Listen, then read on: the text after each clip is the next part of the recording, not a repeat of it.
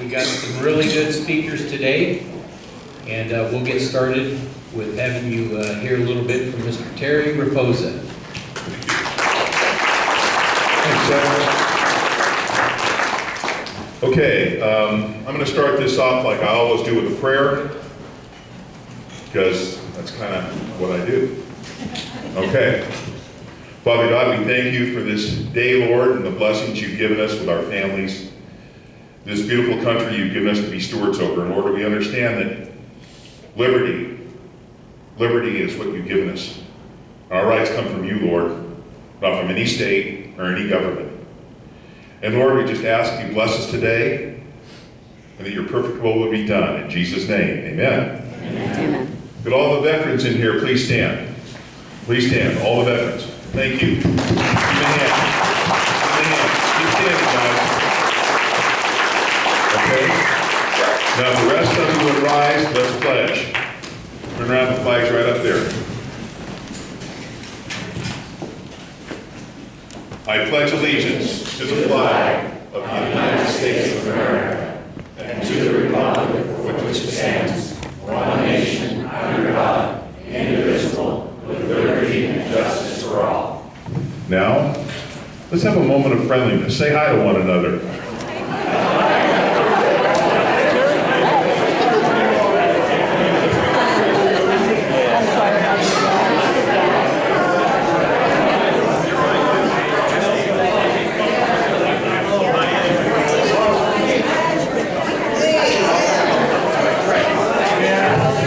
You guys are friendly.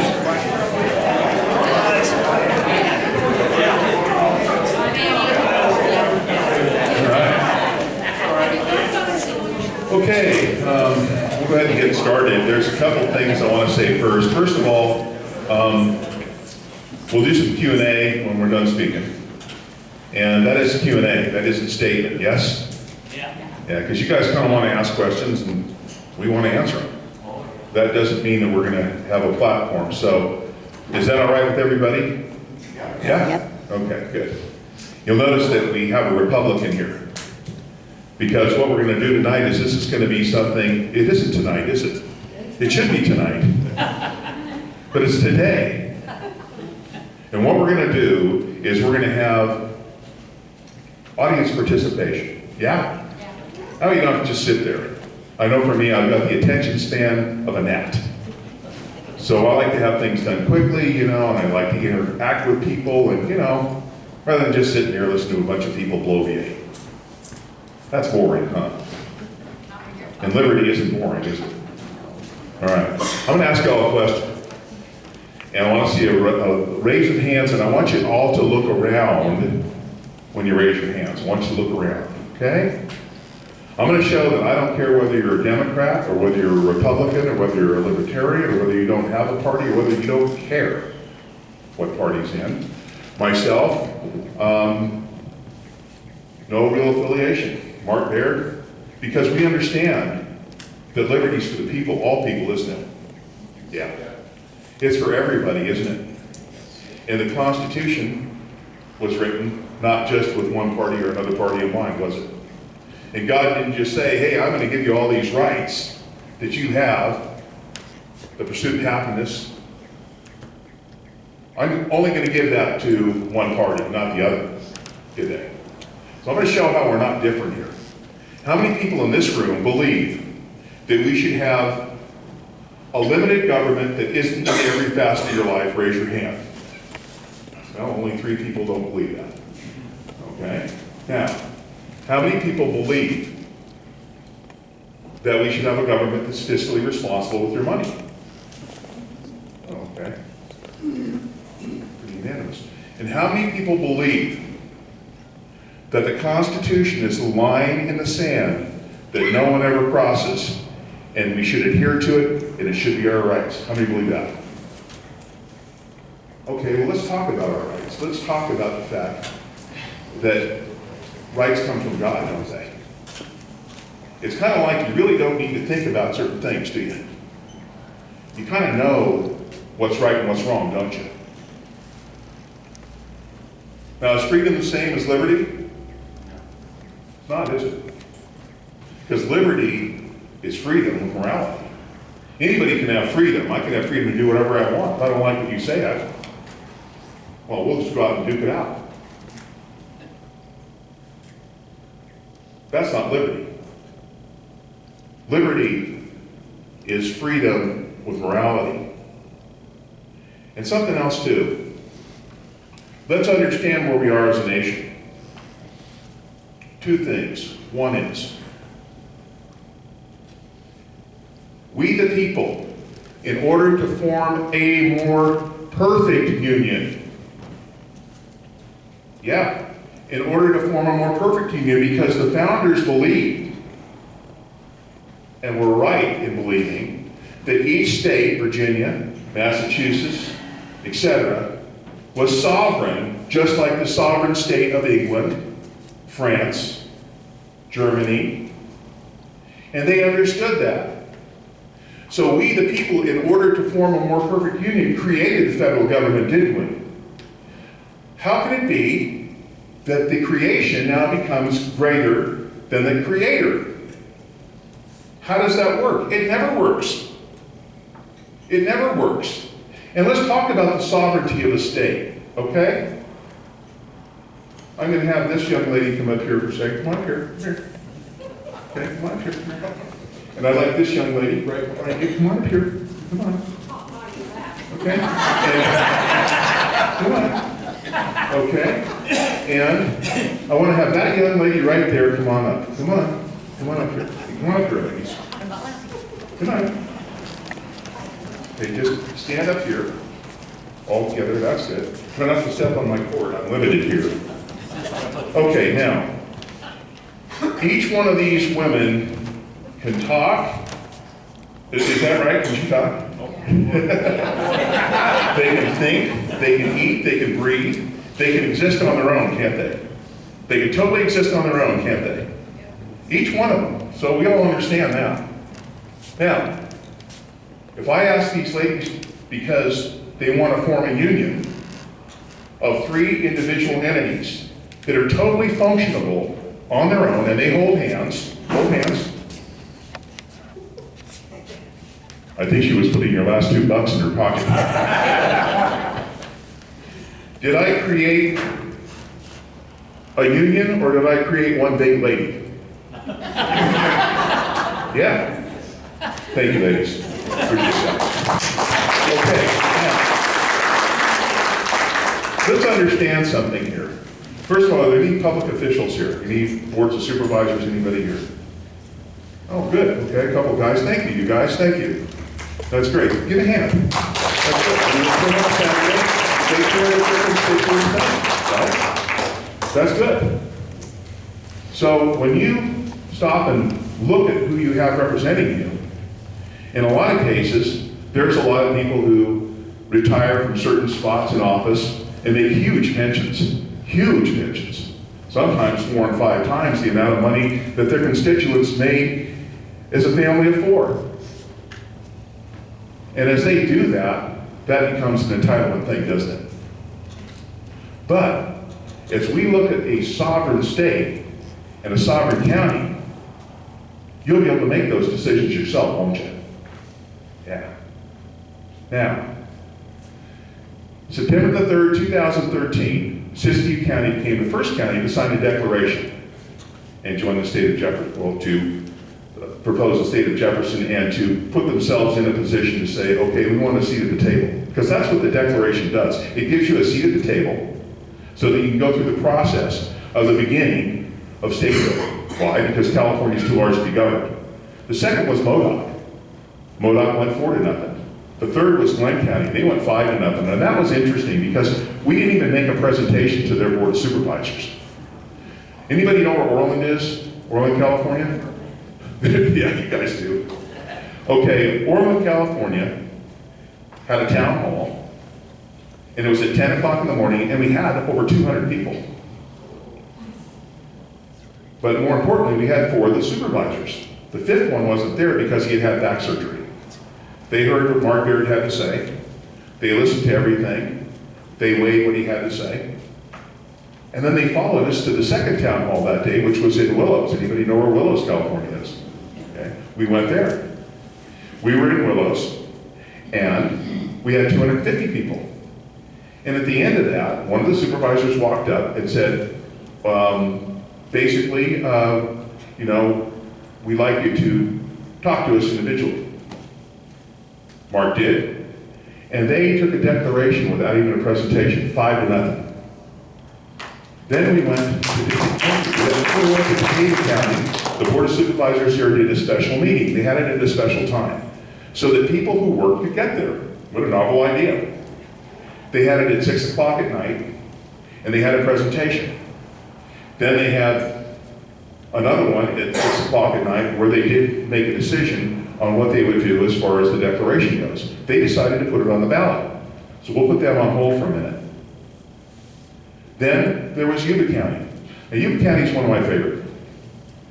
Yuba County Board of Supervisors had us come in, we did the presentation, and they asked us for information on education, they asked us for information on finances, etc., which was good, and we sent them all that stuff.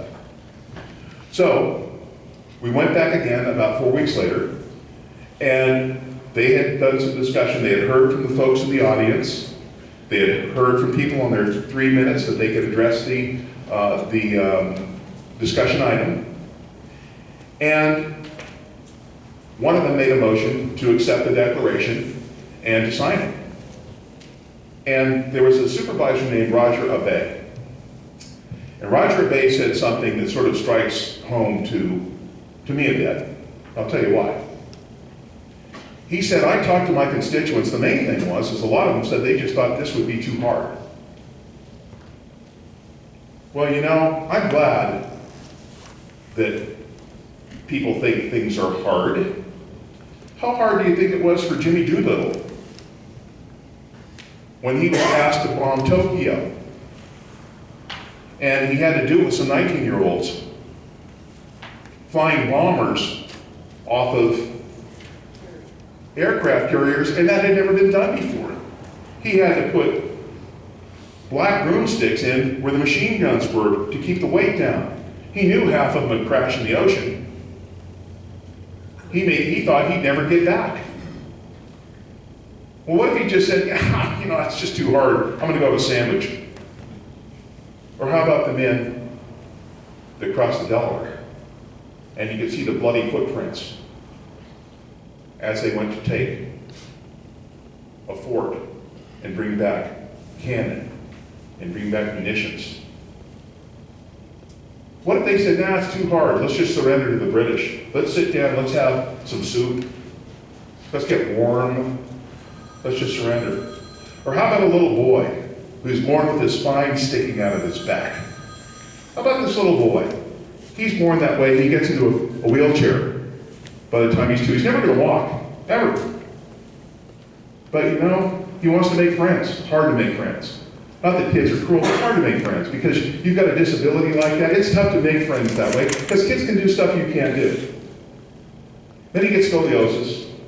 So he has to have a titanium bar put in his back in a nice little square shape. Gets that put in his back. But he wants to make friends with kids. So he's 9 years old. He gets out of his wheelchair during recess. He gets on the ground. The ball is hitting him playing softball. He crawls along the dirt, stops it with his body, and makes a throw to first base. It finally gets there. It gets there, the guy's safe, but he gets an applause. Was that too hard for him? My son was 9 years old. Don't tell me about it being too hard. And don't talk to me about the children in education. When you have a state that's 49 out of 50, 49 out of 50, my daughter is a teacher in Los Angeles. She teaches at a college. She knows what goes on there. Oh, we have this great school system. Oh, we certainly do. Let's take a typical day in downtown LA. Let's take it down there a little bit lower where some of the folks just don't quite have the means, or maybe even the family unit. And you get to walk in and say good morning to the police officer who's there as you walk through the metal detector. And then when you leave, you get to play dodge the bullet. Really? 49 out of 50, get real. Let's talk about something else. Let's go back into talking about what affects us here. Anybody have the fire tax in this room? Okay, let's talk about the fire tax. Let's talk about that. I'll take this couple right here, okay? Let's look at that. You know where the money goes? According to the Associated Press in the state of California, the first $74 million will tell you exactly where it went. $50 million goes to the general fund every year. Every year, $50 million for the high-speed rail and for who knows what else. How does that help you in your fire situation? $12 million goes to the young man or young woman who comes to your house and says, you know what? It's Tom. You know what, Tom? What we're going to do here is we're going to go ahead and we're going to you need to pull out this shrub, this shrub, and this shrub, and by the way, go to the county and get a permit. Pull it all out, and that's what we're going to have you do. That's what they get $12 million for. So we're at $63 million out of 74. Any mathematicians in here? Where are we at? Yeah, we got 12 more, right? $10 million goes to an administration fund to administer these funds to the state of California, into the black hole. And the rest of it goes for literature. And here's the best part. The best part is that you never had a say-so about this, did you? Ever. George Rutter, District 1, State Board of Equalization, is helping fighting against the state. Since when does one state agency fight another state agency? Because he believes it's an illegal tax, which it is. Now, I'm going to talk very briefly about how we got to where we got, and that's called Reynolds versus Sims. It's a culmination of cases that culminates with Reynolds versus Sims. Prior to 1964, California was on the federal model of government. Test time. How many senators does each state have in the United States Congress in the Senate? How many senators? 2. Are you guys sure? Yeah. Okay. Well, what if you're big like California with 38 million people? How many do you have? 2. What about if you're small like Wyoming with 900,000 people? How many do you have? 2. Do you know why that is? Federalist Papers 51. The founders understood the fact that you need to have representation in the townships and the counties and the rural areas, just like you would have in big cities like New York and Boston. Now, the House of Representatives is based on population. Prior to 1964, that was the model in 30 states. California wasn't quite a senator for every county, but very close. However, in 1964, Chief Justice Warren said, wait a second, rocks and trees can't vote, it's one man, one vote.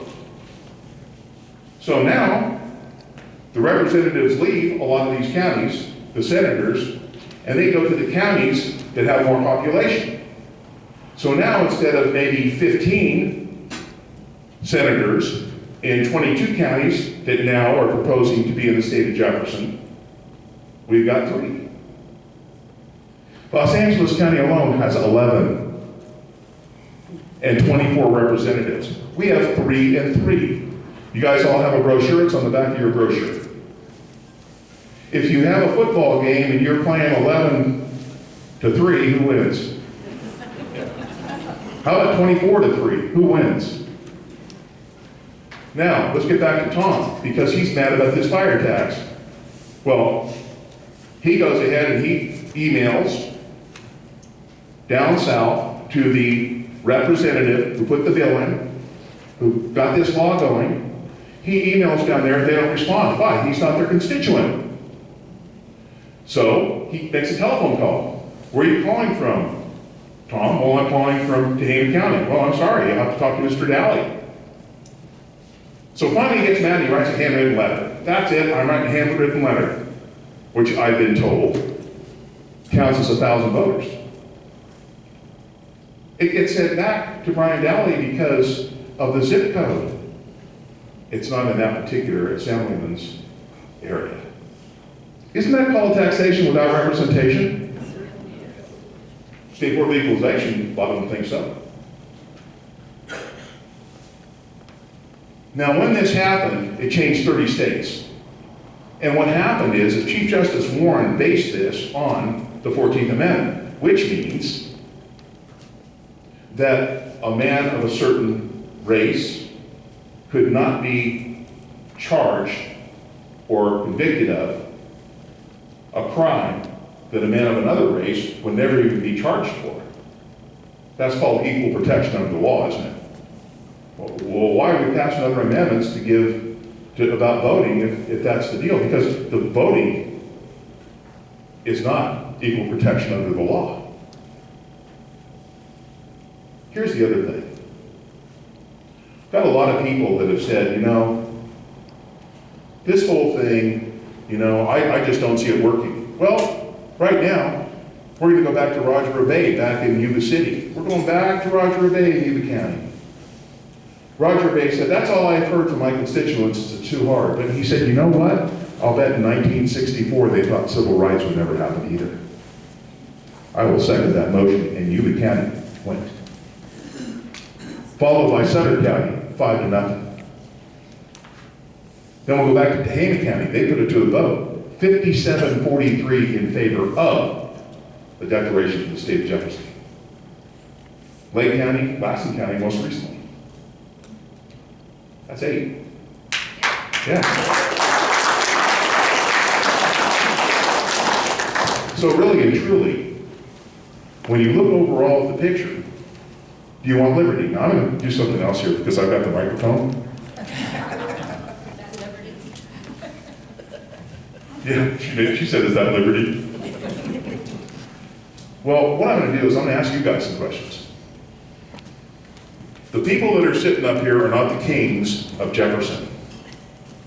We are not the emperors of Jefferson. Who would Jefferson belong to? And we're not here to sell you anything. If you're okay with California, go for it. If you're okay with Common Core and the fact that they can teach Islam and the fact that they can send your kids to mosques, which is okay, I guess, but I don't see them sending them to churches where you're allowed to pray. What's good for the goose is good for the gander, yes? Now, if you're okay with that, if you're okay with the taxes, if you're okay with being 50 out of 50 for the worst place to do business, if you're okay with water meters on your water, if you're okay with smart meters, if you're okay with the fire tax, if you're okay with being taxed out of existence, if you're okay with counties having payrolls, that most of the people in that payroll are making over $100,000 a year in benefits and salary, or people in the public sector making more money than the private sector. We found one thing. And this is the thing I think that people have to ask themselves who are in office. And this is what you have to ask yourself when you bring somebody and you elect them. See, it's my fault a lot of this is happening. It's my fault that my kids have to move somewhere else because there's no jobs. Anybody here have their kids move because they couldn't find work? It's my fault because we let them. We let them. Again, when is the creation more important or controlling the creator? How does that work? It doesn't work. This doesn't work. Toyota left. We're in Lake County. In speaking in Lake County, there was a gentleman who stood up and said, you know what? I have been regulated out of business in the state of California. I'm going to Oregon. And I'm taking my 900 employees with me. Stop and think about this. Who doesn't want more representation? Raise your hand. We're not trying to sell anything here. If you like California the way it is, God bless you. And if you're an elected official, or you know an elected official, maybe you want to look and see if this is where they're coming from, because who makes the money now in California? The public sector. Period. The public sector makes more money than the private sector. Period. When you have people that are in elected positions or in appointed positions. I mean, there are DAs in counties you know of that make $250,000 a year. There are counties.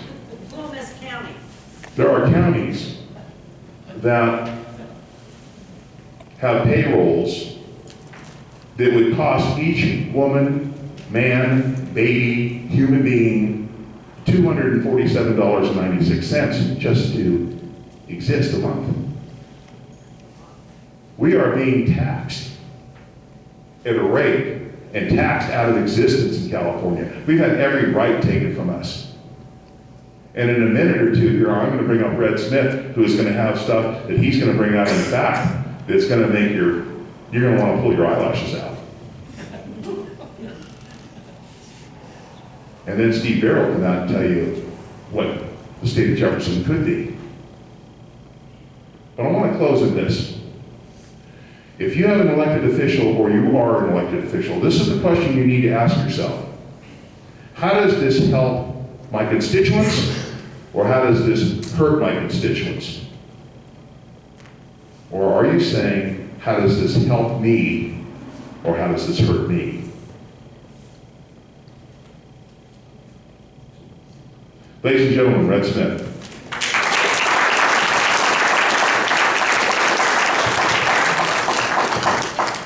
Afternoon, everybody. I'm happy to see everybody. And Terry touched on a lot of things that are wrong with California. And those are a lot of things that we don't have any ability to do anything about because of our lack of representation. And I'm going to kind of beat on the dead horse a little bit more, because there are some other things that it may answer some of the questions for you. Why is there such resistance in some of the counties of what's going on? Now, one of my big things that I have an issue with is CARB.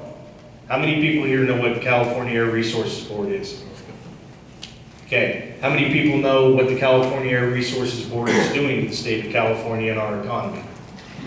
Okay, it is absolutely crushing, and it is all based on false science. Recently, we wrapped up 2 separate evidentiary hearings here in Northern California. We did one in Redding and we did one in Fairfield, and we listened to 2 days each day, 4 days of testimony from CHP officers, from scientists, from truck drivers, from regulators, from city council members, board of supervisor members, and things that are going on. And we're going after CARB on coordination. There is a law on the books that states that any agency that is enacting a major federal action has to sit down with the local counties and the local cities and coordinate with them and bring the new policies and regulations into line with the policy of the local municipality. So unless you have a county or a city that has a policy that we want to put everybody out of work and on welfare, CARB is not coordinated with anybody. That was proven in our evidentiary hearing. And one of the big things that really gets after us is the science that's based on this. The whole thing about CARB is based on the fact that small particulate matter, diesel matter in particular, is toxic. There is 0 level of safe exposure to diesel fumes or diesel particulate matter. It will give you cancer and kill you. That is what CARB testified to before the United States Congress when they went and asked for federal funding to start enacting the CARB regulations. Now, I'll get into the science and how it's faulty a little bit later. So we start this fight against CARB, and then we come to find out through Freedom of Information Act that the EPA and the California Air Resources Board conducted human testing of small particulate matter. They did it at 10 universities here in the United States, 3 of them here in California, and 6 of them abroad internationally. Now, at a time that they are declaring that there is absolutely no safe level of exposure, down at UCLA, CARB is taking children as young as 10 and running tubes up their nose to pump diesel particulate matter into them. What? Yeah, what? So we get looking into this, and it's absolutely true. We've got the documentation, we've got the funding that they did this with, and they actually violated international code and law by doing this. There's a thing called the Nuremberg Code, that after World War II in 1946, after the Nuremberg trials and some of the things that the Nazis did, the world got together and said, we are never going to allow medical tests and things like this ever to happen again. And what the Nuremberg Code says, and has been adopted in California, it's known as the General Rule, states that if there is any amount of harm that can happen to the person, you can't even ask to test them. And they did this on children as young as the age of 10. They did not disclose to the parents what they were doing to them. They did not disclose to the children. On the consent forms, there is no mention of anything that causes cancer, acute cause of death, heart disease, any of these other things. So CARB is stuck in a unique conundrum of which is it? Did you sit before the United States Congress and fraudulently give information to appropriate federal taxpayer funds? Or are you guilty of conducting Nazi-like testing on American citizens? Which is it? That is a question they have not answered. Now we start digging into CARB quite a bit deeper, and we get into cap and trade. How many know what cap and trade is? Okay, for those of you that don't know, cap and trade is CARB has decided that the carbon footprint of fuel producers is too much and it must be regulated by purchasing carbon credits. Does anybody know what a carbon credit is? Carbon credit is clean air somewhere else. Okay? Now, you buy clean air out of somewhere like Quebec. Okay? Now, how that helps a refinery cut their carbon footprint in San Francisco or Martinez, I still haven't had that explained to my satisfaction. But another thing is that CARB set up a private corporation in Delaware to conduct these carbon credit sales.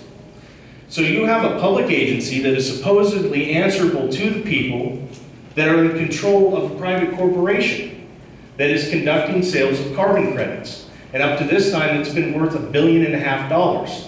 And they're trying to tell us that they don't have to account for that because they are no longer a government agency, they're a private agency, even though it was set up by a government agency. And we get into this and we keep digging, and this is the Western Climate Initiative, is the name of the company, and these are the guys that are tied into Kitzhaber. How many people heard about the governor of Oregon going down over dirty green deals? Also ties into Jerry Brown's office, into the governor of Washington, and up into Canada and Quebec and British Columbia. Now, it so happens that Mary Nichols, who is the president of the California Air Resources Board, is the treasurer of this private corporation in Delaware.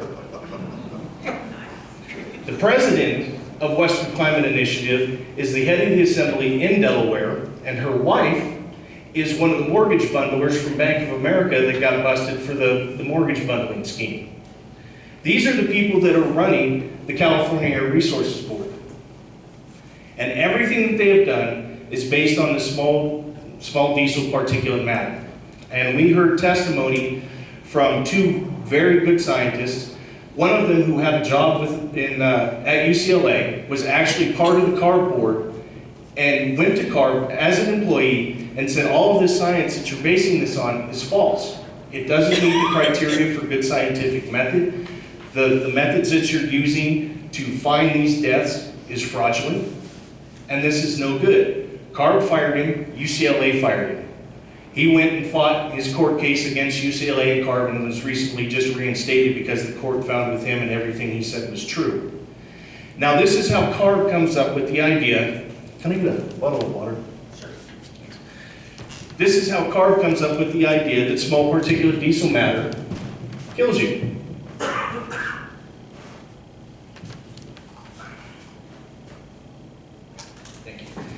They establish a baseline for what is an average amount of deaths in an area in a day. Okay, so say in Plumas County, 3 people die a day. Okay, then they establish a baseline for average air pollution.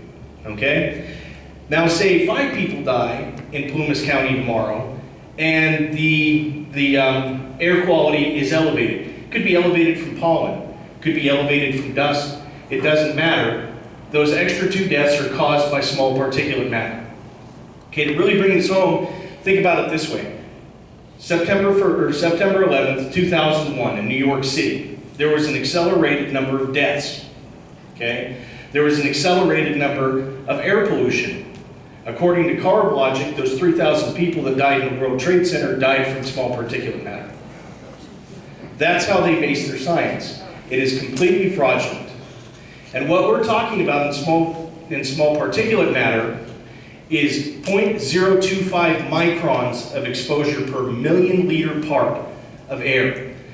Now, if you add that up over 80-year lifespan, that comes to 0.04% of a teaspoon. In 80 years, what CARB is basing all of this on is equivalent to smoking 5 cigarettes in 80 years of life. All of the destruction that they have brought on our economy, the billions of dollars that they are making off of the backs of these regulations is based on 5 cigarettes over 80 years. We know these things. We're fighting these things very hard. But again, our representatives up here in what we consider Jefferson never, ever went along with these things, opposed them from the beginning, knew what was wrong with them, and we were stampeded by the South.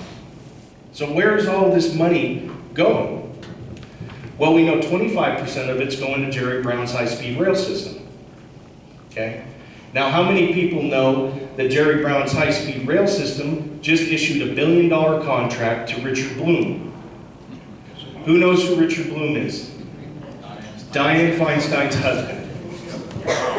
Are you starting to see the picture? Now, as we continue to look, we find the creep of the green corruption down at the county and local level. Who knows what a mitigation bank is? Okay, we got one guy. A mitigation bank, and I'll use my home county as an example. Say Shasta County, you want to build a parking lot, or a building, or a church, whatever it happens to be. The county shows up, does an inspection, does an environmental impact study. Well, guess what? You've got longhorn elderberry beetle habitat on your land. Doesn't even matter if you've got longhorn elderberry beetles, you just have the potential habitat for them to exist in. So you have to mitigate that impact for your building. Well, how do you mitigate your impact? Well, you go buy mitigation credits from something called a mitigation bank. Well, a mitigation bank are landowners. In Shasta County, our mitigation bank is owned by a former Board of Supervisor member. And he has all of this land over here that he's doing nothing with and is not going to do anything with.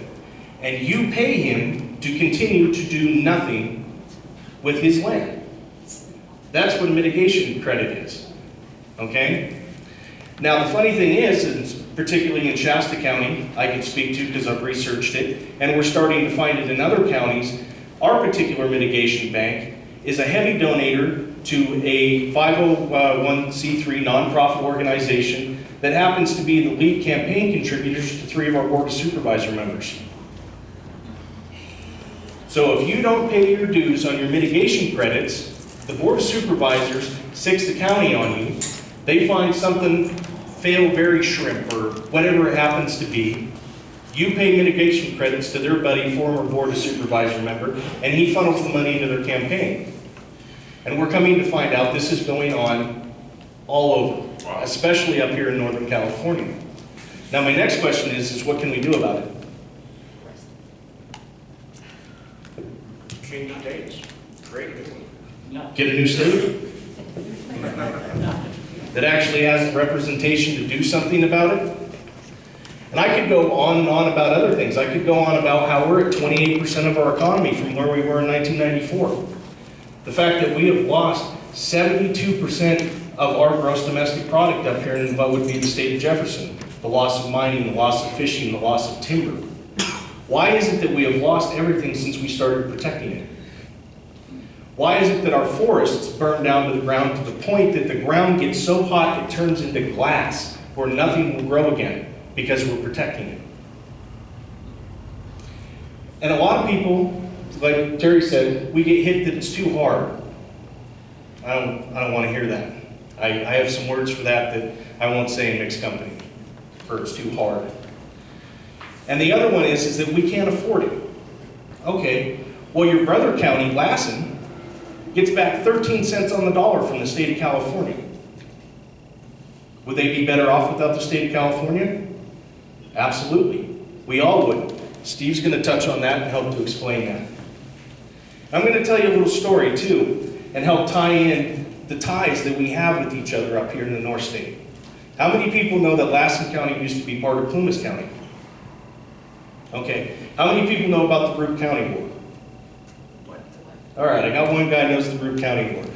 Lassen County actually used to be part of Plumas County, and they broke up Lassen County, and a fight began between the state of California and the state of Nevada over who owned Lassen County. And these guys went back and forth. Nevada people would be over in Lassen and they'd be taking timber or water or something, and the California sheriff would come and chase them out. And the California guys would be there and the Nevada sheriff would come and chase them out. And they went back and forth with this for almost a year. They actually applied to the federal government and said, solve this. Who owns Lassen County? And the federal government says it's your problem, it's a state issue. Okay? So it finally got to the point where a judge in Nevada issued a warrant of arrest for the Lassen County sheriff. At the same time, a judge in Lassen County issued a warrant of arrest for the Nevada sheriff. So you've got these two guys on the same road going to arrest each other at the same time. And they run into each other right outside of Susanville, and it turns into a standoff in the middle of the road about who's getting arrested. Okay? In the meantime, all the people come out from Susanville and the surrounding area, and you've got your supporters of Nevada and your supporters of California. And they start a fight with each other. They go and they take over a fort, and the other guys are in a barn over here, and they spend all day shooting at each other. Nobody gets shot, nobody gets hurt. Night comes, somebody runs up the white flag. They all go into town, sit down, and eat dinner with each other. Okay? They go back, and they say, okay, we'll see you in the morning, go back to shooting at you. In the meantime, Plumas County, because a lot of their friends and family lived in Lassen, called out the militia and marched 80 militia and drug a cannon all the way up into Lassen that night. So the guys from Nevada wake up in the morning and they're staring down 80 militia and a cannon and said, oh, you're right, it's California, and went home.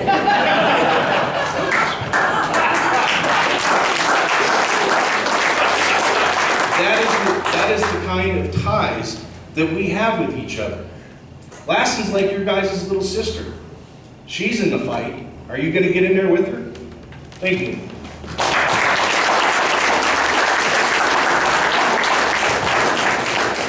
You know, when we talk about a carbon footprint, now, there was 250,000 acres that burned in Siskiyou County. One fire. One fire. One fire. What's the carbon footprint of that, Red? 1 acre of a catastrophic wildfire is equal to 700 vehicles exhaust for 1 year. 1 acre. So you're talking about millions of cars per year. Really and truly, when you look at the forests out here, you have trees against trees against trees against trees. When Captain Fremont was riding through California, he said, it's great, I can take my horse through these trees. I have ways to get through. We could be driving up in Plumas County up 70 and start to harvest. Yeah. And we could start selectively harvesting, couldn't we? We could selectively harvest and look at the north side of the road and go all the way up to one end of Plumas County and finish. Probably take us about 50 years. Go back down the other side and select cut, and we'd have new growth over here. And we could manage our forests the way they're supposed to be managed. Mark Baird yesterday was at a meeting in Orland and talked with some people from San Francisco. Now San Francisco's a little upset because they got gerrymandered in San Francisco County. They lost a senator, went to LA. So now we have a young lady down there, a nice lady, a Democrat, who is very much engaged in Jefferson and understanding we need representation. When we were in Sacramento, we talked to Mr. Steinberg, who was admittedly the most liberal person there. We talked to his chief of staff. Once Mark Baird explained the process of representation and how each county should have their own senator, she said, you know, you've got a very compelling argument. And I have a tendency to agree with you. The problem that you'll have is that people here don't like change. But what you need to do is you could switch 11 senators and 16 assemblymen and you'd have it. We are finding that we are crossing party lines like crazy. My good friend John Wilson, a Democrat, a union worker, but John likes to hunt. John likes to fish. John has family. John has grandkids. And John understands something, and I'm going to ask you all a question. And think about this a minute. Today, in 2015, name one thing: the clothes you're wearing, the food you eat, the makeup you ladies wear, the paper you write on, the pen you use, the paint you paint with, the light bulb you have. Name the toys your kids play with, your grandkids play with. Name one thing that the government doesn't control besides your mind. Common Core. Name one thing they don't control. Here's another thing I want to ask you. Because I asked this to Jim Nielsen, who's a senator, state senator, and I asked Jim this question. I said, Jim, name one law for me out of the 8 you guys pass a day that doesn't make a law-abiding citizen of the state of California a criminal. Somebody name one of those. Yeah, that's right. That's the same response I got from him. And his answer was, damn it, Terry, that's not fair. And he said it's not fair because I'm only one guy and there's 11 of them in LA. Yeah, you're right. That's why we have 2 senators per state, whether you're big or whether you're a little. Yeah, that's why we have that, but we don't have that in 30 states. However, that's now happening in 7 other states, what we're doing here. This is the tip of the iceberg. Think about the history of this. Think about the magnitude of this. This started on September 3rd, 2013. Think about that. Now, I'm going to bring up John Kidwell. He's going to read a letter that was written by a school principal here in Plumas County, yes? He's going to read this letter, and I'll be back to you in a moment. And you can do it without glasses. I have been communicating with Howard Thomas for some time, and I'm sure some people in this room know Howard. And he said, you know, John, I'm going to do some investigating on this and some research, and when I complete that, I'm going to send a letter to all of the supervisors. And what he did is he sent it to Lori Simpson. It was sent on March 30th, 2015. And I'd like to read it to you because I think it will disclose to you some things you don't know. I know I certainly didn't, but it's a beautifully crafted letter, and it asks all the necessary questions and provides some very important information. It's not long, it won't take long, but I'd like to go through it with you. The subject was representation, past, present, and future. Dear Supervisor Simpson, I'm respectfully writing to urge you to vote for the declaration for Jefferson State, allowing you and your constituents the ability to study the benefits and/or disadvantages of being part of the new state of Jefferson. I've heard members of the board say that Plumas County has no representation at the state level, and that is certainly a fact. I would also add that Northern California essentially has no representation at the federal level either. The representation we now have in California is not going to get any better in the foreseeable future. It is time to study forming the state of Jefferson. In 1850, California had 27 counties. The number continued to grow to the present number of 58 when in 1907 Imperial County was added. When the counties were set up, all counties had a fair and equitable representation at the state level. This all changed in 1964 with the U.S. Supreme Court ruling of Reynolds versus Sims.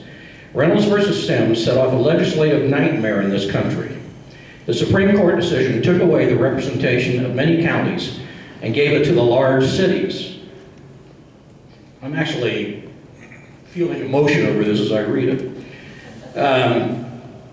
In August of 1964, Senator Everett Dirksen of Illinois foresaw many of the problems that were going to arise.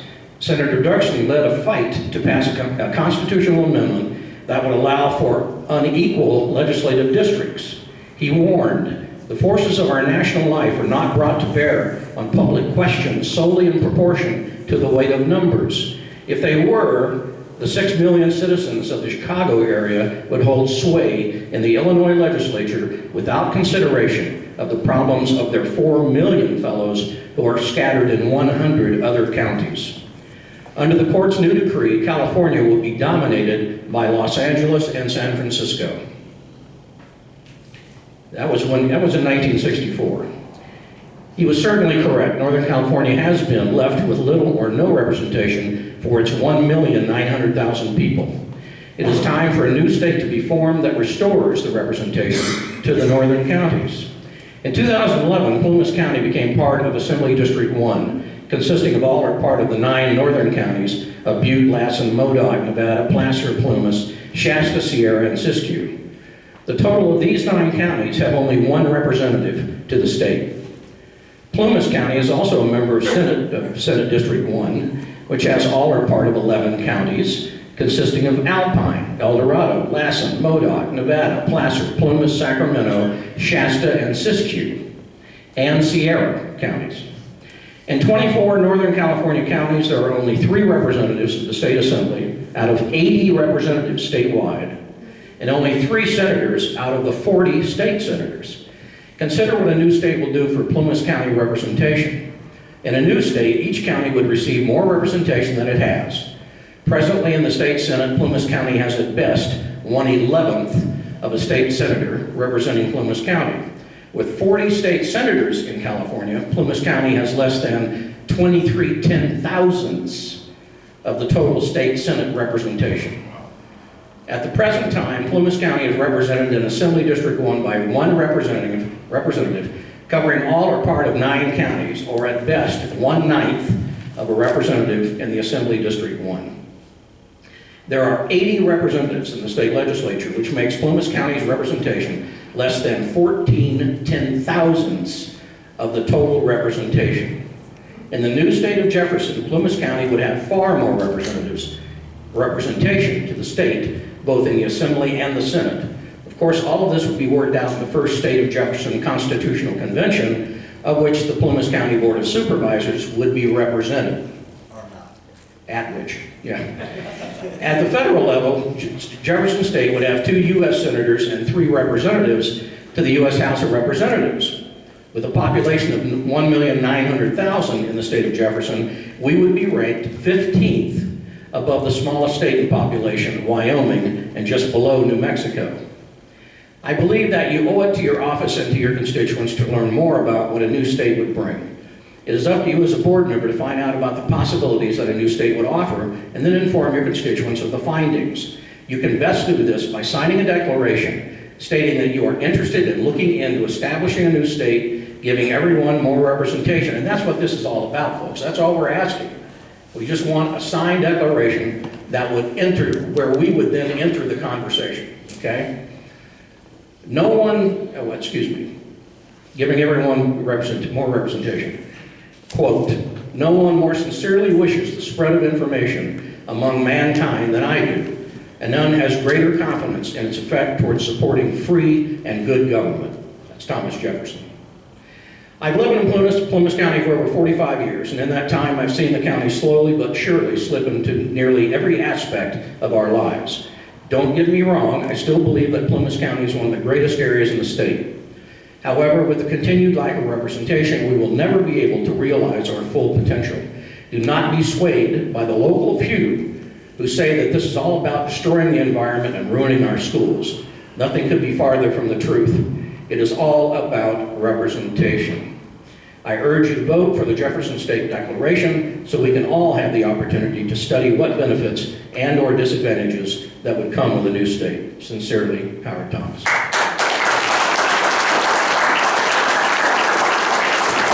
Thanks, Fred.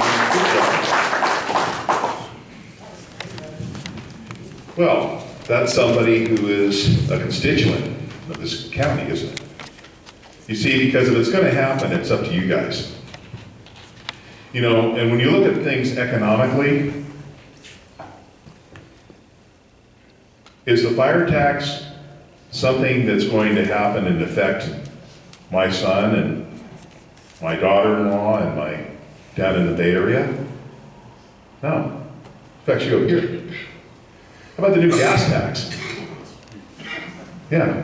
Well, the gas went up 80 cents a gallon. It went up because California added a gas tax to it. Does that affect you guys who have to drive maybe 20 miles to get somewhere? Or does that affect my daughter and son-in-law who take part in the Bay Area? Show me the money. There isn't any money. Counties run fiscally from one month to another month. I'm not sure it is here, but I know in some counties it's June to June, some counties it's October to October, some counties it's July to July. When you start that, you don't have all the money in your pocket at the beginning of that, do you? It's not all there. You're waiting for money, and you want state money, and you want fed money, and you want all this different money, right? Well, in Shasta County, they were supposed to have $3 million budgeted for mental health. Well, guess what? California told them, we don't have it. That means you don't get it. But we have it budgeted. And you said, no, you don't get it. So the answer from the board chairman was, we'll write California a stern letter. And how about the chaparral incident that happened in Shasta County? There was a man who wanted to make rocket fuel, so he made some rocket fuel in his house and blew his hand off. And our sheriff, who was a good sheriff, went out there and he had to bring in some federal agencies and state agencies, and they ended up burning the house down and cellophaning or spraying some stuff in the houses around it so they would, because of the rocket fuel. Cost, I don't know, $1.5 million. But the state of California was out of money in their emergency fund. Who pays for that? There is no money.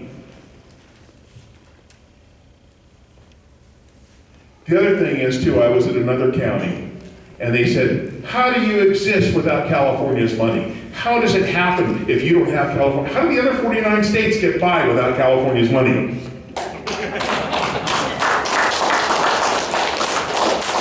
Really? What money? Fact. Jim Nielsen, Ryan Jones, 2011 at a meeting. Right now in California, this is a senator and an assemblyman from the state of California. Right now, we really don't know what we have in debt.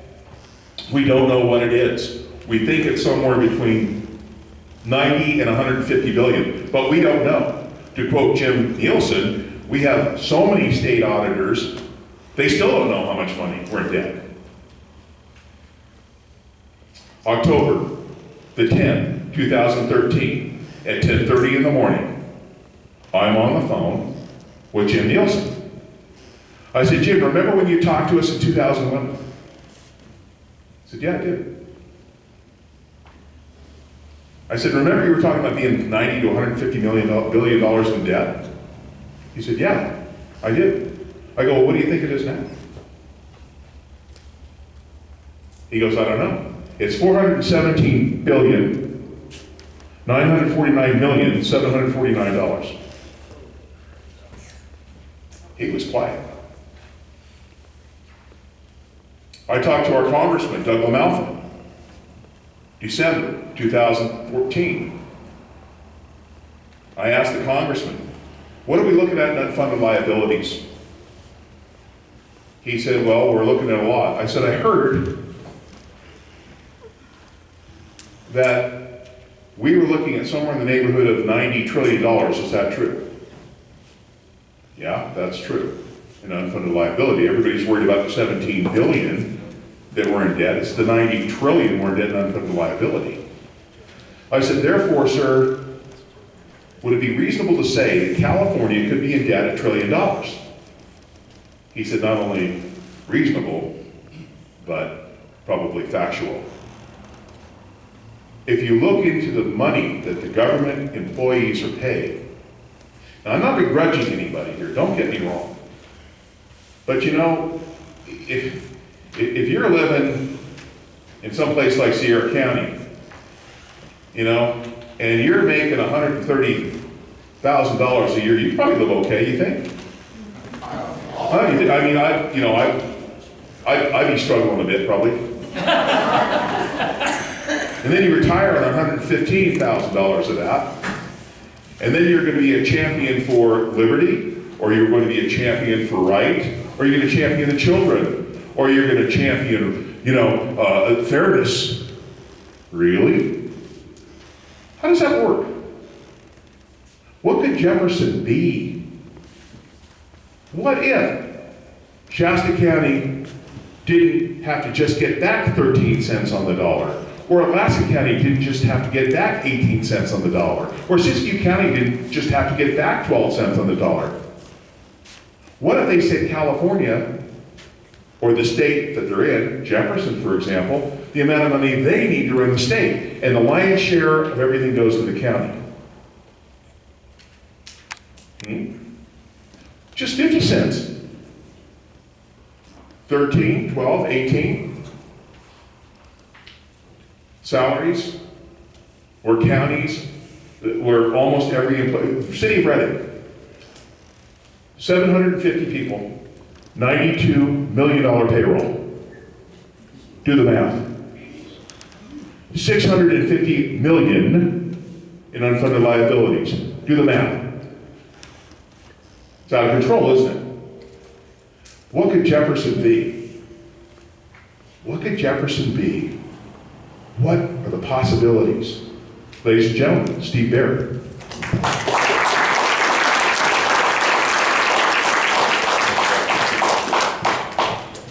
Thank you again for everybody for being here.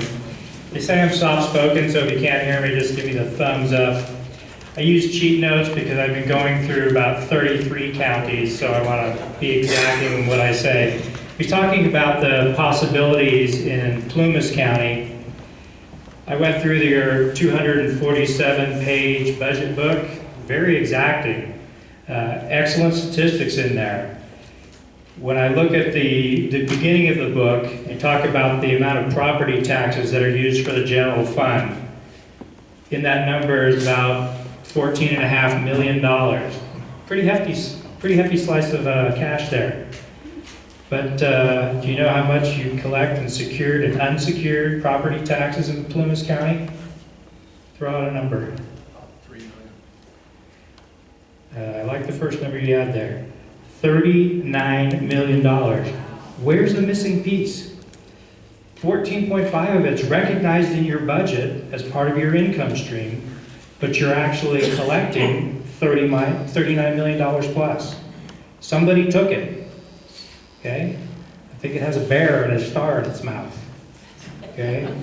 That money is now given back to you, page after page after page, within the Plumas County budget, state and federal grant, state and federal provided, but they dictate how Plumas County sends the money or spends the money. That's Plumas's money. Plumas should know how to spend that money best. That's not the only income stream. State personal income taxes collected from the residents in Plumas County is almost $57 million. That goes to the state of California. You send almost $69 million to the feds. Sales taxes, $4.6 million. Gas taxes, almost $2 million. That's all money generated in Plumas County. What's your budget? Budget of Plumas County is only $88 million. But your collections are $171 million plus. Your school expenses are $28 million. You can obviously cover that. So what do you think that your surplus would be? And this is talking about sharing money with the state of Jefferson. This is Plumas County's net taken surplus is $55 million. That's after everything is paid for. Your entire budget, your K through 12 expenditures are all paid for. You still have $55 million. And that's only with 5 tax insertions. Property tax, state personal income tax or SPIT, federal income taxes, sales taxes, and gas taxes. Only using those 5 components. Now, Plumas County, they have a lot of things to do, so they charge their residents for things. Inspections, fees for this. Their collections are almost an additional $5 million. So you're talking close to $60 million worth of additional spend that they don't have control of, that they could have control of if the money stayed here.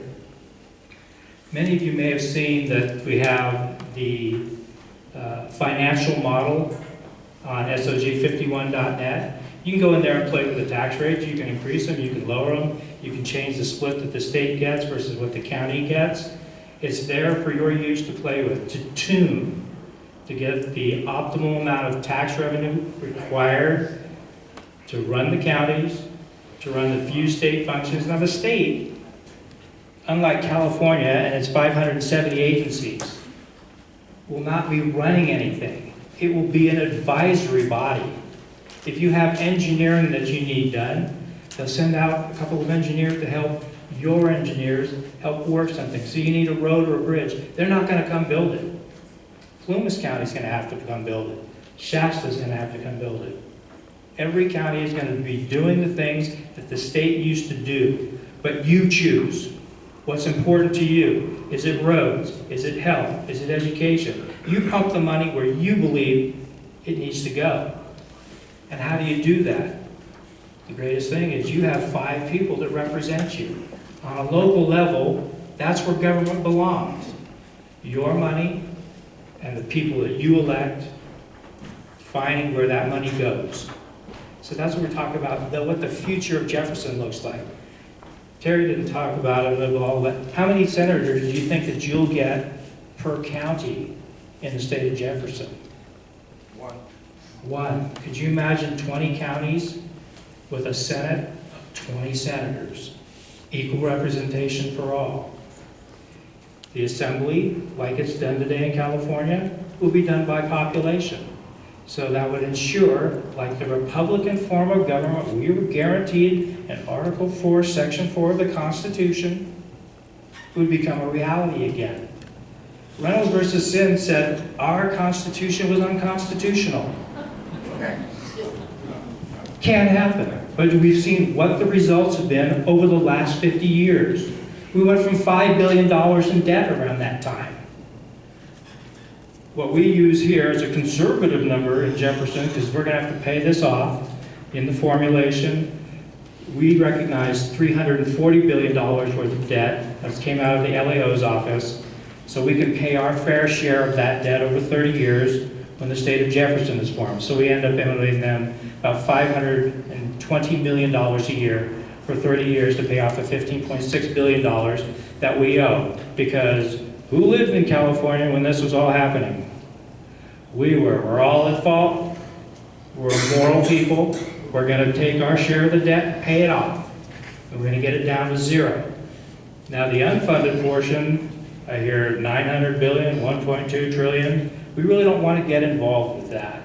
We want to pay our fair share while the getting's good now, because any later, and it's going to be a crushing debt that we're all going to get sunk by. 50 years ago, 5 billion. Today, probably closer to 1.2 trillion recognized and unrecognized debt. We have an escape plan now. It's financially viable. Plumas is in the green, overly in the green. Time has come for 51.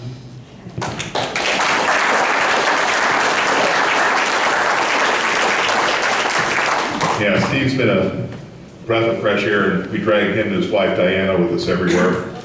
So give her a hand. Give her a hand. Yeah, these two have been marvelous. You know, I got the microphone, right?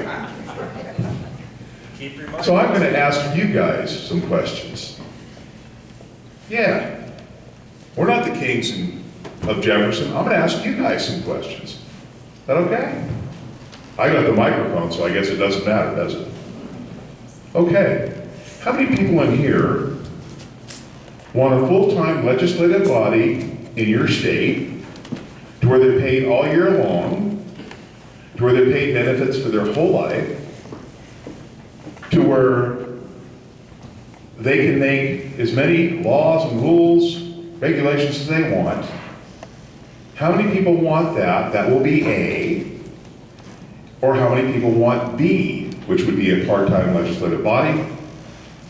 They would be limited to the amount of things they could propose. Maybe one new law or one issue they would deal with per legislator per year. What if it was part-time? And what if we paid them while they were there and benefits while they were there, but once they were done, that was over? How many people want A? Oh, how many people want B? Okay. Question number 2. How many people think that we need almost 600 agencies to fee us, and then fee us, and then regulate us, and then fee us, and then regulate us, and then put another fee on that other regulation? Or how many people think we can get by with maybe 100? A is 500 plus, B is 100. How many people want 500 plus? How many people want 100? Okay. Less than You see, a lot of these questions can be answered by you. A lot of the things that you may ask can be answered by you. Because it is we the people, isn't it? It is your county. Is Plumas County your county or the people you elected? Is Plumas County your county or the people who are putting regulations on you? And who is it? I mean, what is the tail wagging the dog? Is the creation in control of the creator? Is it? Should it be? Okay, guys. We'll take a few questions. And remember, we just like questions. And anybody who's got one, shoot away. And shoot away, sir.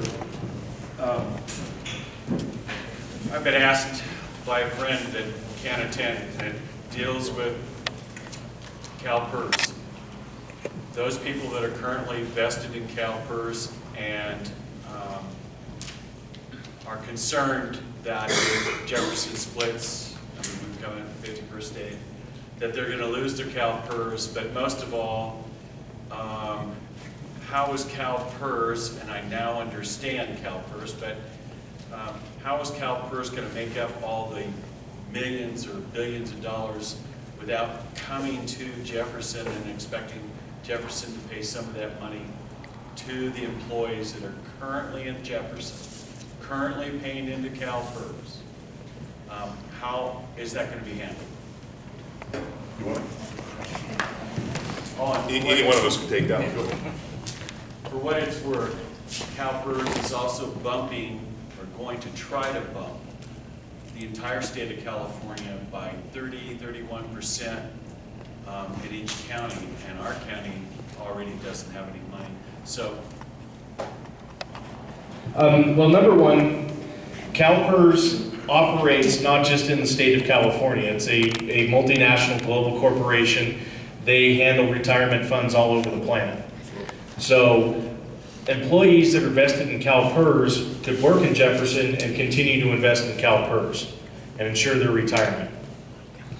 As for us being able to change the contract, under Article 1, Section 10 of the Constitution, no state can change contract law. We can't change the contract, CalPERS can't change the contract.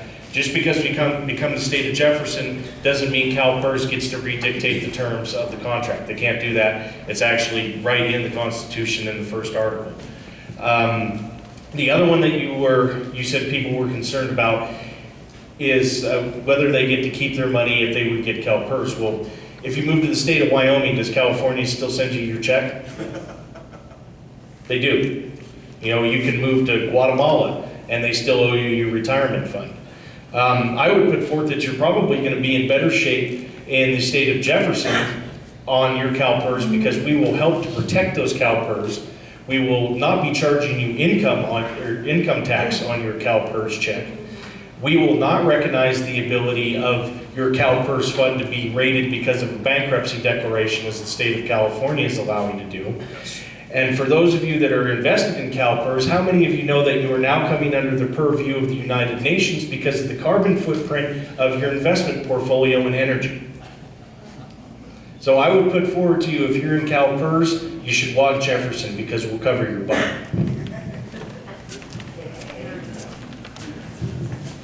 Yes, sir. Do you anticipate a state income tax? I'm sorry, sir. Do you anticipate a state income tax for the state of Jefferson?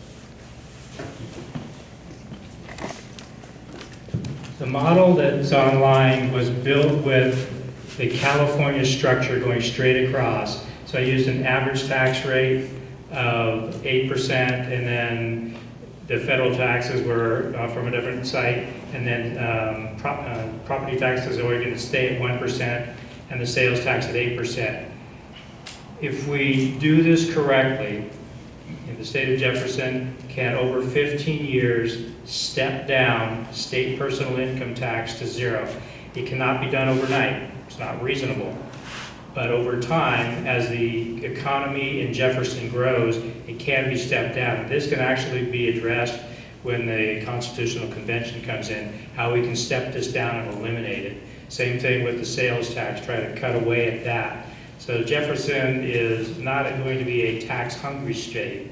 It's going to be one of those where we try to back them off to where we're self-sustaining. Do you have a corporate tax too? I'm sorry. Oh, that is a great question. I always forget that because we always zero it out. There is a 0 corporate income tax to begin with on day 1 in Jefferson. So it's going to be Texas, but green instead of dust.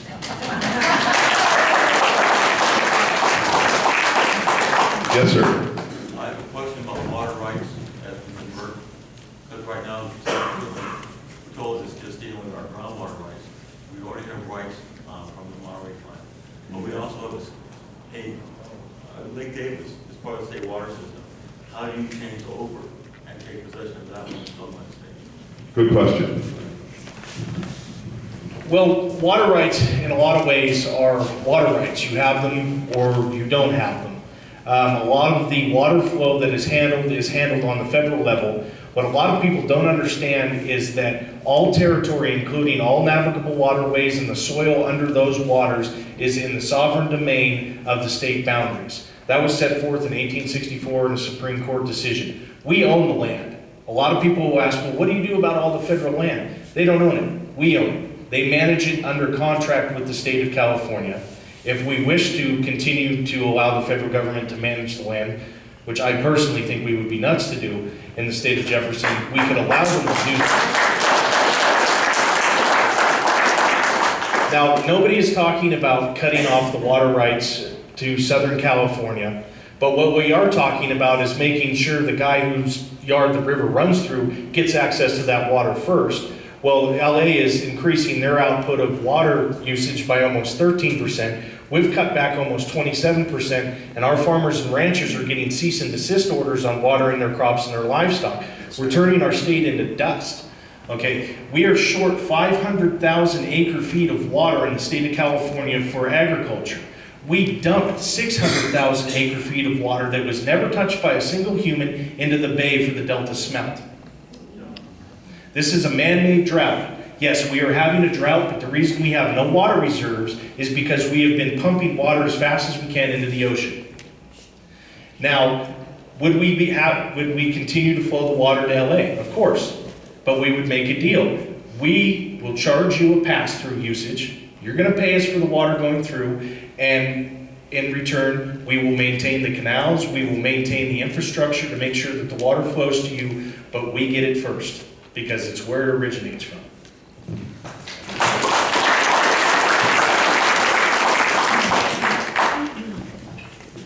Yes, sir. You mentioned something about the federal government managing our lands, our public lands. Is that what you were? Could you expound on that a little bit more? Absolutely.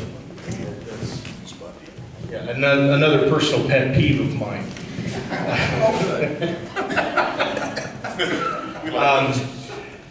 How many remember about a year ago Clive and Bundy in Nevada? Okay, now how many people know what that fight was actually about? Okay, that fight was about the federal government trying to drive a rancher off of his land and tell him that he could no longer graze there, no longer had access to the water rights that his family had had for almost 200 years. And they were saying that they could do that because they are the federal government and they control that land. That is not true. BLM doesn't own a single acre of land. They manage it under contract with the state. Cliven Bundy was granted his land rights and his water rights by the state of Nevada. They cannot be superseded by the federal government, which is what they attempted to do, and why the federal government backed down, because they knew they were going to get into a 10th Amendment fight, and they knew they were going to lose. Another example of this is Otero County in New Mexico, where they were not allowed to cut timber, and the state of New Mexico says, we're exercising the 10th Amendment. Otero County exercised the 10th Amendment and said, you have no right as the federal government to limit us from using our own resources. And they declared a health and public safety issue because of the timber and the catastrophic wildfires. And within 2 months, they had 3 mills running. The federal government does not own the West. They are coming for the West. How many people know what the National Monuments Act is? Okay, the National Monuments Act is if this land becomes a national monument, the federal government does own it. It's a federal reserve. They can do or not do whatever they want with it. In the last 8 years, the federal government has seized 290 million acres under the Federal Monuments Act that are shutting Americans out. They just took the San Gabriel Mountains. They're after the Snow Mountain Berryessa next. Then they're after Castle Crags up in where we come from. These are the headwaters for Los Angeles, the Central Valley, and the Bay Area. The federal government is attempting to seize direct control because they know they have no right to it now. The federal government does not own the land.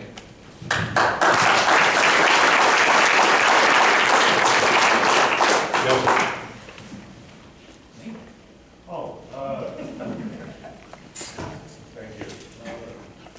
Our government started out great. I mean, look at Mr. Jefferson and his brethren. We had a wonderful document, the Constitution, which now sits in a museum where people can go say, yeah, look how wonderful it was. What will stop the state of Jefferson from becoming corrupt? I will answer that. That all happened because we let them. Are you going to let them? Are you going to let them? You won't let them, will you?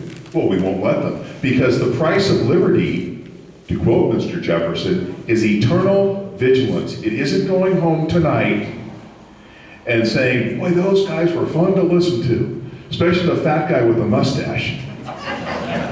No. What you do is you go home tonight and you write a letter to your supervisor. What you do is you go home and you call your supervisor. What you do is you get up off the couch and you do something. That's what you do. You don't complain about it. You don't whine about it. You do something.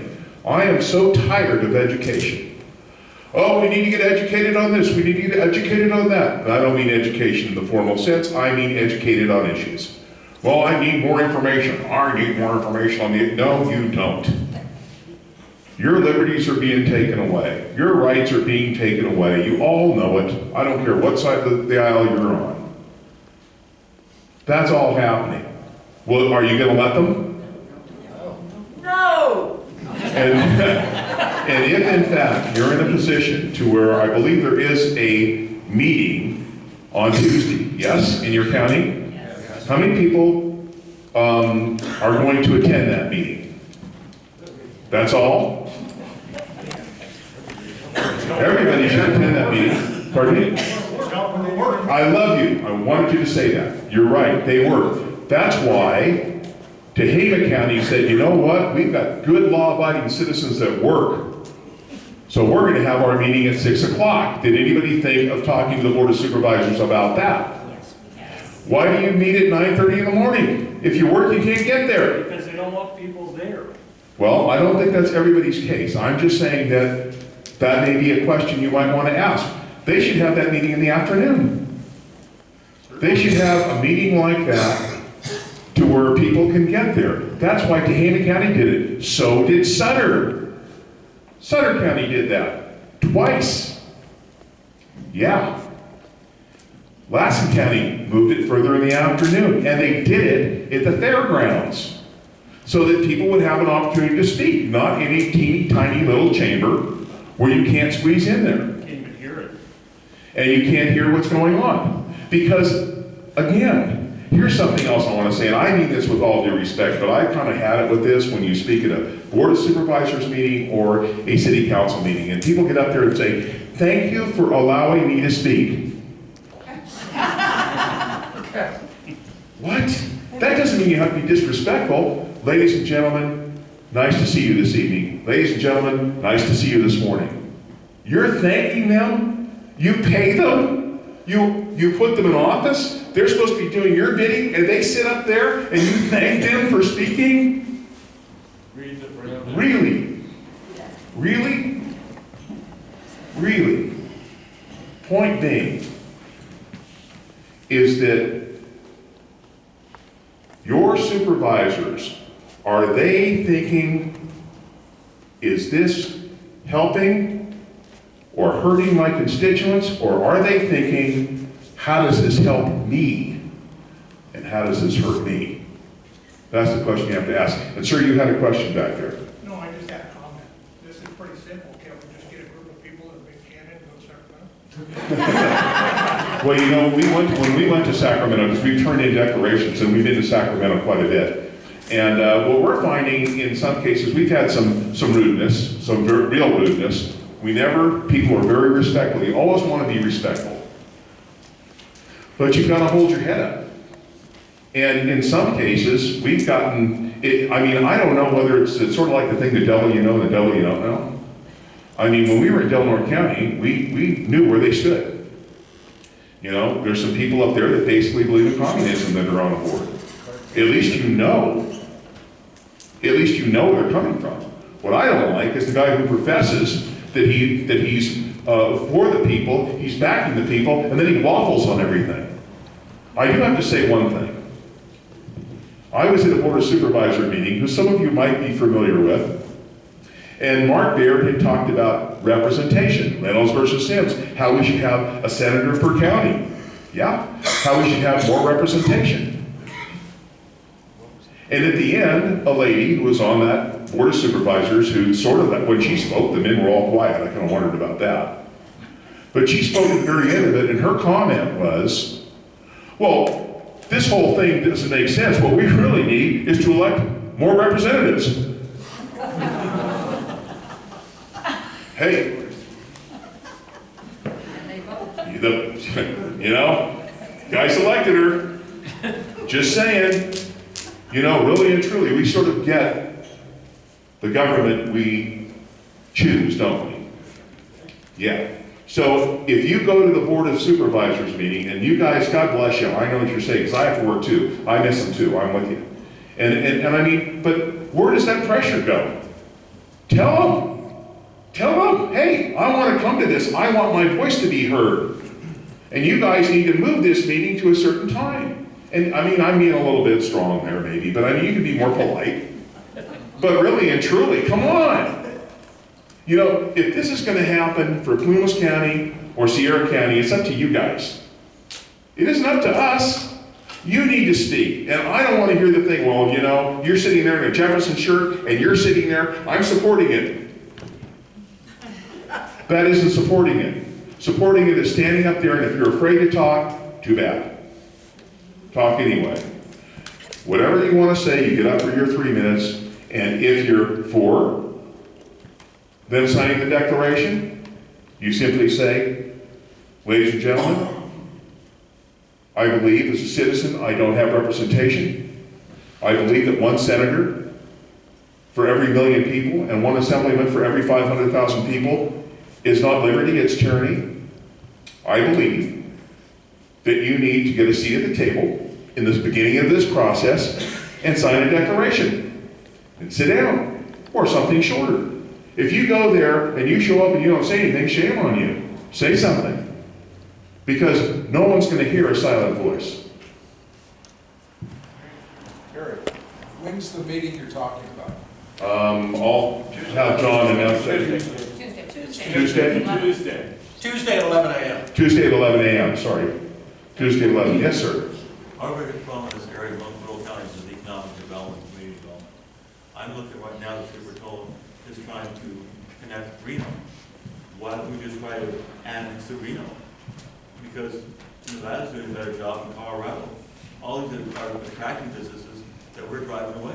Okay, I think your question was, why doesn't Plumas County annex to Reno? But instead of creating a new state and trying to create a new government, why don't we just go to something? Have at her. In other words, that better. Have at her. It's a free country. Again, we're not selling anything here. We have looked at Article 4, Section 3. We've done something constitutionally. We've done something in a way it's never been done before, and we have 8 counties in. If you guys want to do it that way, have at her. And you can be represented by Harry Reid. And you can be represented by Harry Reid. You know, if you don't want to join this wagon train, you don't have to. You can do it. If you love California, stay with them. God bless you. Yes, sir. Plumas County is technically surrounded by last and Sierra County. What if those counties get on board, Plumas County does not? And we're stuck in the middle of Jefferson, not on board. Good question. Well, in some cases, if we did legislation, California would probably throw them in. Or you can take a helicopter to go to California. But we have that issue in certain counties, and what we're finding now, we had some interesting meetings in Butte County yesterday. Mark Beers and Tom Pease with Terry, it. I want to ask you one question. Oh. Let me. Okay, say Plumas County doesn't join. Say you've got Lassen to the north, Sierra to the south, and you're cut off from California, okay? And you remain as part of California. Would you be any less relevant than you are now? Why is it okay to be poor in California, but it's not okay to be poor in Jefferson where you can do something about it? Common sense gets it every time, don't you, brother? Yes, sir. I can almost answer that. You're gonna love this one. It's called LAFCO. Oh, yeah, we know all about LAFCO. Makes me laugh. And in this state, we have LAFCOs, and you're right, California would probably just annex Plymouth County into the state of Jefferson, because otherwise you've created an island, which you cannot have under LAFCO. Having served on LAFCO for 4 years, I know. But you have tomorrow, or Tuesday, you have a group of supervisors, one of them is sitting right here, that you need to convince to vote at least 3-2. And I'm hoping that you're sizing up your audience, well, your presentation for the 2, perhaps 3 supervisors that are still, that have to be convinced. And they're fearful. And when you're fearful, you're angry, you're mad. And you just look at it any way you want to, because you're having to respond to issues that are uncomfortable for you and your constituency. So when you go on Tuesday and you speak to them, try to alleviate their fears, and instead of asking questions of them, tell them what is going to be different, and there's no reason why they need to be afraid of the difference. They can sign the declaration, Right. and continue their regular business, and it's up to the state of California and the federal government and your organization to make it happen. It's not our organization. We don't have an No, I organization. understand. I want to answer your question. I won't be at that meeting. Well, yeah, Why, no, let me finish. Well, Why would, no, he won't be at that meeting either. Why would we be at, we're not in your county. Maybe I'm not conveying, and that's my fault. I'm not communicating this clearly to you. This is up to you guys. Remember the movie Hoosiers? Huh? Remember when the coach finally said to Shooter, hey, here's the ball. Take them home, Shooter. They just kicked me out of the game. Sir, this is your county. This isn't my county. I'm just giving you some facts on what's happening, number one. And number two, what are they afraid of? How does this hurt them, or how does this help them? Let me just finish. By signing a declaration, all it does is it says you have a seat at the table. So when this process starts, you have a seat at the table. If you decide between now and the process starting, you don't want a seat at the table, you don't have to have one. I'm convinced. Okay. But what I'm trying to get across to you is that, or the people that are standing here, sitting here, is that if this is the group that's got to convince the Board of Supervisors, then they have some convincing to do, because everybody how many people are here from Quincy? Raise your hand. I rest my case. How many people here from Plymouth County, raise your hand? Yeah, I but rest, here, well, the point is that, is Quincy the only town in Plymouth County? So, sir, I don't want to debate you, I want to finish, I want to finish my statement and then I'll answer yours, okay? Is that fair? Okay, now, the deal is that you guys need to talk to your board of supervisors. I saw a lot of hands go up from people in Quincy. That's fine. It's the middle of the day. It's Saturday afternoon. If you have to convince somebody that you elected that California has some problems, when in every single board of supervisor meeting, they're talking about we have problems with money. We need a jail. We need more help here. Sierra County they lost $2 million in taxes because of Sierra Pacific. We've got all this stuff. If you need to convince those people, you know, I don't know what to tell you. So with all due respect, we're just here delivering information and answering questions. And this is the kicker right here, sir. This is the kicker on your board of supervisors. And I'm not saying good, bad, or indifferent because there could be all kinds of reasons. They were all invited here. This was done by Mr. Kidwell at their request. You got one supervisor here. At their request, you've got one supervisor here. And did I say at their request, and you have one supervisor here? I can't help you with your issues. I'm more than happy to give you anything that helps you as far as information or whatever, but I can't help you in your own county. You've got to do that yourself. And so that way, if you are, no matter what you believe in this issue, whether you're for it or against it, I would recommend that you go to that meeting on Tuesday, where and if you can, and you say something. You don't just sit there, but you say something, and you use your constitutional right. Yes, sir. Just out of, we have one supervisor here. How many city council members were invited? I don't know, sir. I'm not from here, so I don't know how many city council, but apparently this was at the request. They wanted information. And this was done in that regard. I'm going to give John this will explain it. At the last presentation meeting before the supervisors, several of them, and Kevin Goss was the one that formed this statement, essentially, was that what we need is we need a forum. We need an open forum where everybody can come and anybody can ask questions it wants to, can get all the answers that they need. And once that's all done, then we'll be more informed and informed sufficiently to make a judgment about how we want to move on this. So what we did is we set this up. Originally, Chuck Dayton said, you know, we need a meeting, and I said, perfect, let's do that. Let's do the open forum, because that's what the supervisor said. And all of them nodded their head, yeah, that would be a good idea. Well, I invited every one of them. I don't know now. Somebody said something about, well, they can't all come in the same, they can't all be in the same room because that's a Brown Act violation. No, it's not. They can certainly come to a meeting, listen to information provided, and ask questions. They should not be taking positions publicly. I'll grant you that. But everything else is available to them. So that's why we are going on Tuesday, knowing that there's a good chance that they're not going to be here. And Terry, thank you so much for being here. We do appreciate it very much.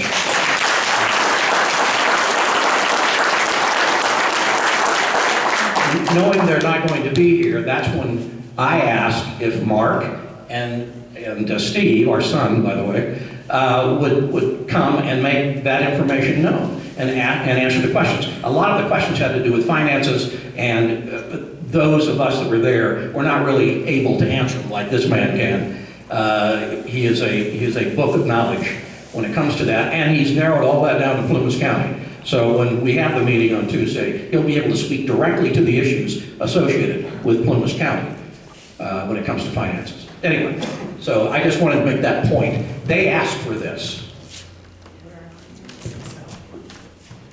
Well, so with that, I'll take one more question, but with that, we're going to wrap it up. But we'll hang around here for a while after if you want to chat with us.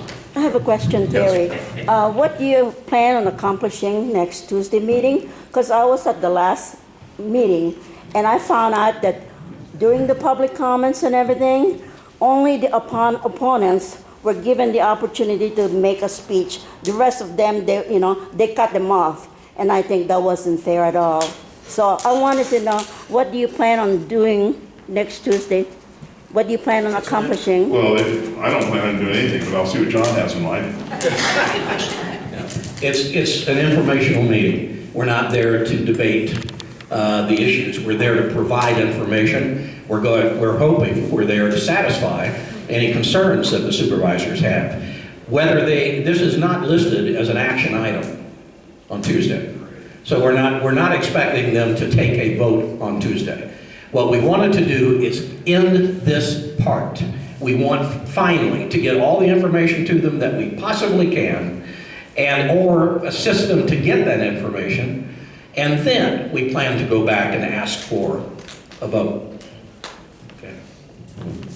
I am going to say one more quick thing about that, and that is that they should be having a discussion item, in my opinion.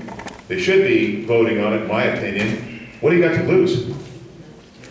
I want to know what you have to lose. By signing a declaration saying that you want a seat at the table when this proceeds, with the option of pulling out whenever you want, because of the grievances you have, and every supervisor up there, no matter which party has grievances against the state, I heard them when I was here, why wouldn't you sign it? Why would you ask for information that basically they already have? They've had everything sent to them, certified mail. We made sure of that. We have receipts for it. They can't say they don't have it. What in the world needs to be cleared up other than the fact you want a seat at the table when this goes forward, or do you not? And by the way, if you decide down the road, or you get people come, whatever you want to do, you can back out anytime you want. Really and truly. So let's bring Mark Baird in from hundreds of miles away, Steve Baird from hundreds of miles away, and let's answer questions that we already have and information you already have. But what about representation? Isn't this about representation? Isn't all of this about representation? Nothing else matters if you don't have liberty. If you don't have liberty, I don't care whether you want to get rid of the Federal Reserve, you think the dollar's crashing, I don't care if you think that without liberty, you don't have anything anyway. And the government's already controlling every aspect of your life, except your mind. Really? I think it's much ado about nothing. I will quote Mr. Brown in Lake County, a board of supervisor, who said, we would be fools not to sign this declaration and get a seat at the table. Thank you very much, ladies and gentlemen.